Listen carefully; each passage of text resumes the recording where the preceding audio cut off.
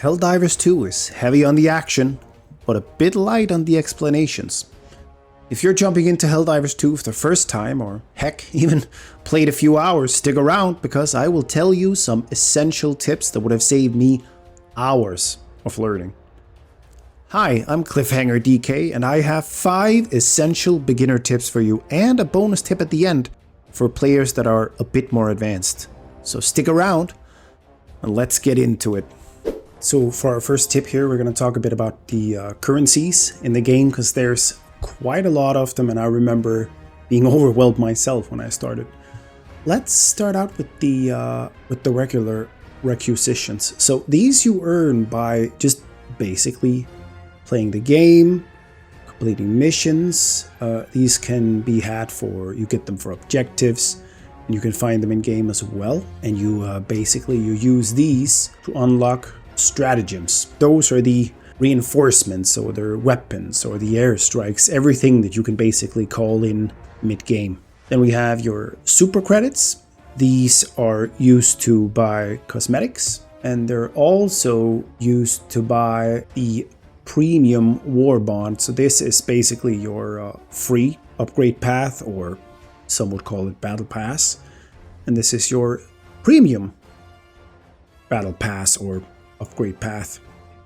So to activate this, you actually need 1,000 super credits, but what's great is that, okay, you can buy the super credits, but you can also find them in-game, just walking around. I haven't spent any money on the game since I bought it, and I'm at 530. That's taken me about 10 hours, so you can definitely unlock, but you can also use them for cool cosmetics. This one I think is pretty dope, actually. Then we have our medals, and the medals are basically what we use to unlock items. So there's no level up system in this game, but there is the upgrade path. This is the free one. So let's say I want to buy this cosmetic right here, this suit, and that's gonna take me back 15 medals. And actually, if you unlock the premium war bond, the premium upgrade path, you also use the medal in here. So the super credits are just to unlock the that you can use these up, or that you can get these upgrades. Finally, we have our samples, and the samples you use exclusively for upgrading the ship, and that's all you do with the samples. And these are buffs that you basically have with you at all times. That can be a cooldown for an airstrike, or that can be cooldown for calling in sentries. So basically permanent buffs. These come of 3 rarities. You could say the green you can find in every difficulty, and then to get the more rare samples you need to go higher difficulty. Now for our next tip, something that I actually didn't discover until I got way later in the game, is that all armors, whether you buy them or you have them already, actually have stats that you can investigate further. So here we are, we're looking at the armors. Okay, you have the stats here, quite clear. But when you go into the war bonds, you want to get these armors. Let's say we want this armor down the line. We don't see any stats. Those can be found either by pressing Control on your keyboard, or if you're on a controller like I usually am, you press RT. And there you are. No stat bonuses for the helmet, but I guarantee that if we look at the exactly, so here we see some passive stat bonuses and we see the stats, and this applies basically to everything in game. On that note, you take the last premium weapon. I think this is really interesting. Medium armor penetrating and explosive rounds. So keep that in mind. Now for the third tip, let's look at the galactic map. So when you start the game, first you'll have a tutorial mission, and then you will have a, that's great. All right, getting a message here. No, you'll have your tutorial mission, and then you will have a starting mission, so you'll be very limited in options. But then the galactic map here, it will unlock. And what we see here in the middle, we have Super Earth, Here are the two fronts on the sides that we're being attacked from. So this over here would be the bugs that are attacking us. This over here are the automatons, or let's call them what they are, Terminator robots. And then what I find interesting is that the bottom here is completely empty, and I suspect that there will be a third faction because the first Helldivers had 3 factions. But okay, let's look at the fronts. So here we see that this sector is 80% liberated. Everyone playing is helping liberating this sector, so that would be me and you and everyone else who's playing the game. And the same here, this is 98%. And then if we dive into the sector, see this planet, 69% liberated. This is fully liberated, so you can't choose it.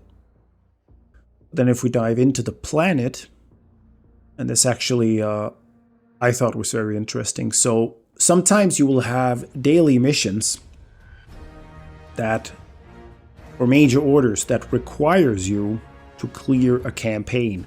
So within this map, this is a campaign. And actually, if we take the difficulty up a notch, we'll see the campaign has 2 missions.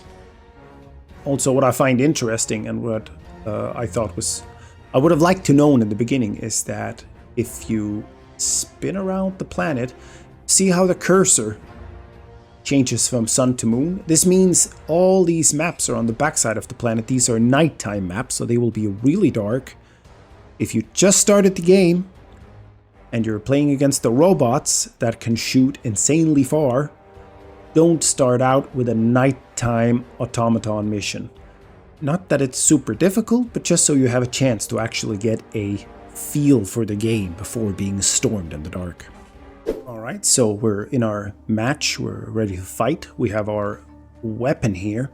And something that we need to be aware that separates this game from a lot of other, let's call them arcade shooters, is that if you look at the weapon on the bottom left, you have the weapon and the magazine. I fire half the mag. I reload, the entire mag is lost. Okay, but then if I empty the mag completely, nothing in the chamber. The reload will take a bit longer and he'll be slower. What's also worth noting is that if I hold down the reload button, I'll get these options. I can set the distance here. If I had an LMG, I would be able to change the rounds per minute. For example, here I have my, see I can go from auto to semi on my sidearm here. Put on lights. So this will vary wildly from weapon to weapon, and really you should be experimenting with this. This is where you go from being okay to actually being pretty good at the game. Okay, so now we're down to the last 20 seconds or 15. You can see the counter in the top. And normally you'd think, okay, well, the timer expires. I'm out. I lost the mission. It's fine. And then we play another one. But actually, the game doesn't end when the timer expires here. So here I have my stratagems. I could call resupplies. Time's out. Now I can't call help anymore. So you can still go to the extraction point and extract, but you cannot respawn. Let me say that again. You can't call help. You can't respawn.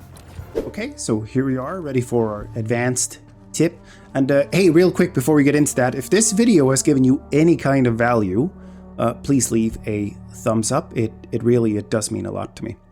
So the problem we have when we're playing on a, let's say, a higher difficulty is that we're going to be flocked more, there's going to be more enemies, and we really want to be able to move around. The problem with that is that if we, now we're playing mouse and keyboard, but if we hold down the stratagem button, see I'm unable to move, I'm locked in place. So a way to fix that, we're going to go into our, in this case, mouse and keyboard, change bindings. Down to our stratagems, we see that we have to hold down control. We want to change that to press. Thank you.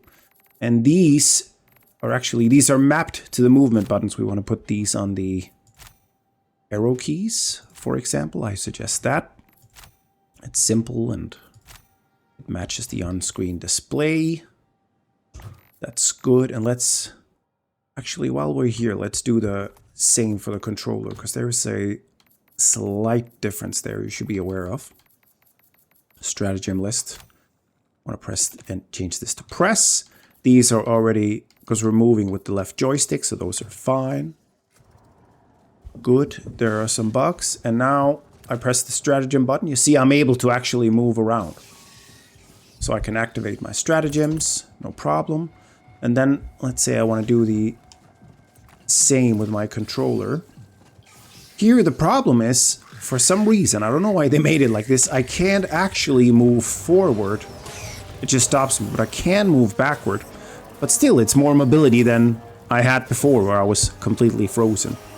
So that's our advanced tip, and actually that's gonna help you a lot during the later stage difficulties.